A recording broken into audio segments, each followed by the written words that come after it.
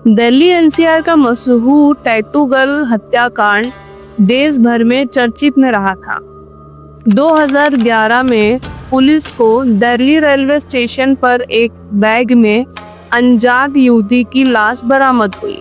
Police के पास इस लाश का कोई आइडेंटिफिकेशन क्लू नहीं था, केवल इसके कि उसके कमर पर एक मोर पंख का टैटू बना हुआ था। तो पुलिस ने उसके आइडेंटिफिकेशन के लिए यह पब्लिक नोटिस जारी कर दी। तकरीबन 12 दिनों बाद इस युवती की शिनाख्त की गई थी और जिसने इसकी पहचान की थी वह अपने आप को इसका पिता बता रहा था। उनका यह कहना था कि यह उनकी बेटी नीतू सोलंकी है।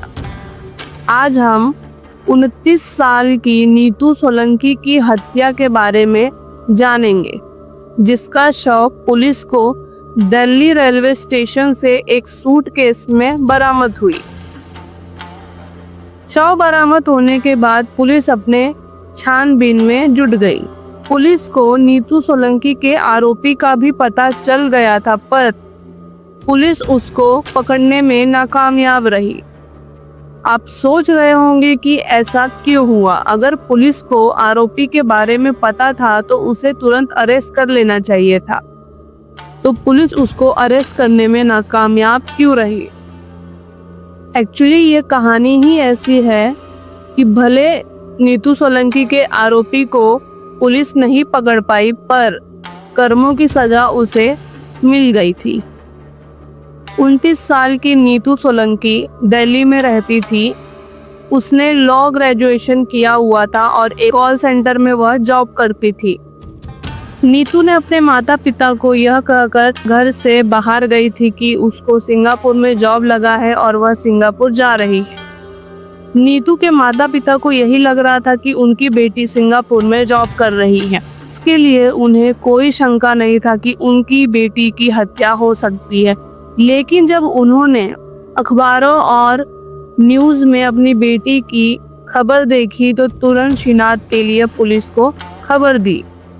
अगर नीतू सिंगापुर में जॉब में लगी थी तो उसकी लाश यहाँ दिल्ली से कैसे बरामद हुई। पुलिस इसकी जांच में जुट गई।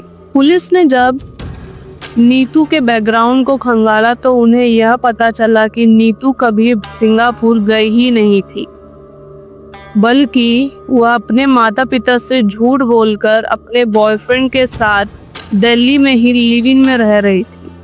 ये बॉयफ्रेंड का नाम राजू गहलोत था। दिल्ली के रहने वाले राजू और नीतू एक दूसरे से प्यार करते थे। राजू गहलोत दिल्ली यूनिवर्सिटी से वोकेशनल डिग्री लेकर टूरिज्म में मास्टर की डिग्री हासिल की थी और उसके बाद फ्रेंच में डिप्लोमा किया था। वह एयर इंडिया में नौकरी करता था और उसके नौकरी के चलते उसे air India colony Vasant Vihar में रहने के लिए घर मिला था। नीतू और राजू दोनों लिव इन में उसी घर में रहा करते थे। राजू गहलोत एक प्राइम सस्पेक्ट था। पुलिस का शक यकीन में तब बदल गया जब उन्होंने राजू के ही एक कजन नवीन शौकीन से कांटेक्ट किया। जब पुलिस का कॉल नवीन शौकीन को आया तो वह घबरा गया था। नवीन शौकीन ने यह बताया कि 11 फरवरी को राजू ने नवीन को कॉल किया था और उससे यह हत्या हो गई है यह कबूला था।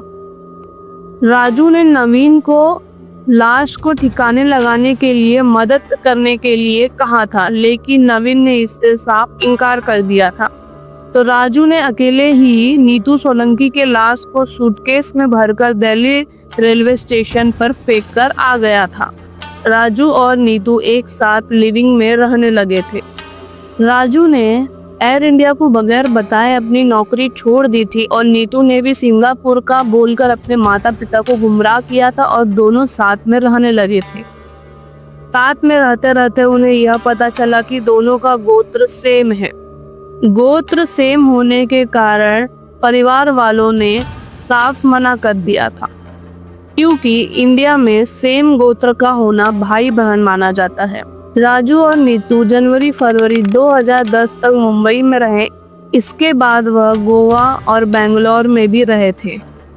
इसके बाद गुजारा मुश्किल हो गया और दोनों के पैसे खत्म हो गए तो वह वापस दिल्ली लौट गए। दोनों परिवार को बिना बताए दिल्ली के हरिनगर आश्रम इलाके में लिव इन में रहने लगे। राजू और नीतू यह तय कर दिल्ली वापस आए थे कि वह दोनों अपने परिवार वालों को कांटेक्ट नहीं करेंगे, इसलिए उन्होंने खाली 2 महीने के लिए ही मकान किराए पर लिया और उनकी पहचान ना हो पाए इसलिए वह अपने नेबर से भी बातचीत नहीं किया करते थे। आगे चलकर दोनों को पैसों की तंगी होने लगी थी। राजू के परिवार वालों के पास काफी प्रॉपर्टीज थी और वह काफी पैसे वाले थे।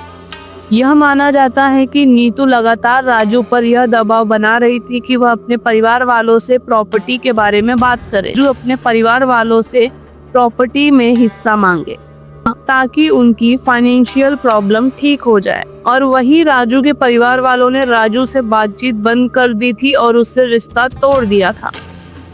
इन्हीं बातों को लेकर दोनों में अनबन हुआ करता था और नीतू लगातार राजू पर शादी के लिए भी दबाव बना रही थी।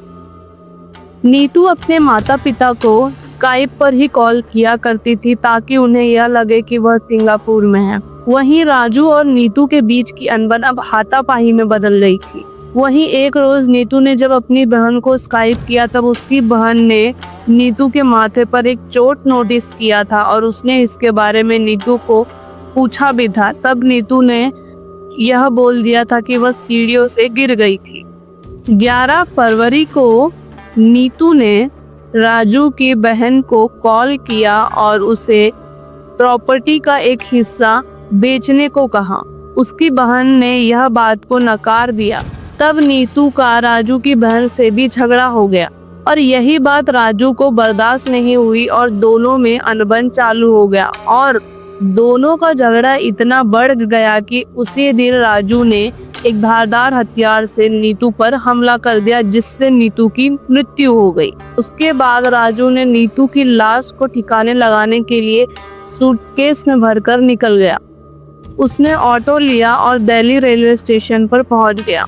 वहां उसने देखा रेलवे स्टेशनों पर चेकिंग चालू थी, तो वह चेकिंग देखकर घबरा गया। अगर वो उसका बैग स्कैन हो जाता तो लोगों को पता चल जाता कि इस बैग में लाश है।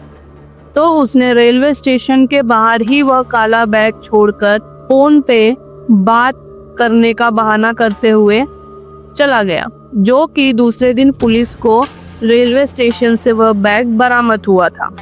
जब पुलिस को यह मालूम था कि यह हत्या राजू गहलोत ने ही किया था और पुलिस उसको ढूंढने में जुट गई। राजू गहलोत लगातार पुलिस को चकमा देने में कामयाब रहा।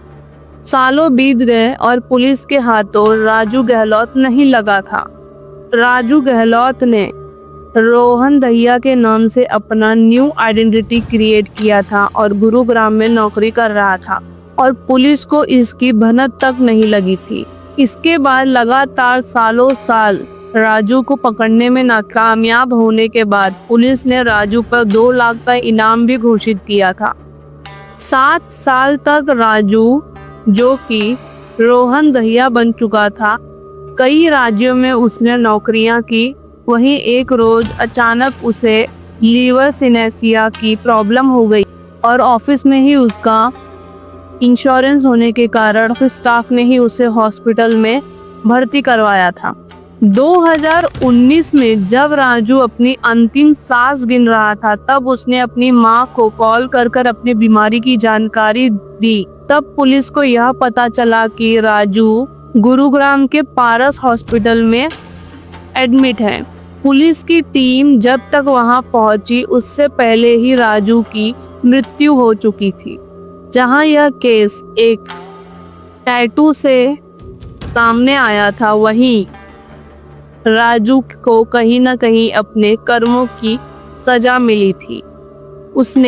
उसने 7-8 सालों तक पुलिस को चकमा दिया और पुलिस के हाथों नहीं लगा, लेकिन कहते हैं कि कर्मों की सजा इसी जन्म में भुगत कर जाना है, तो राजू को वही मिला।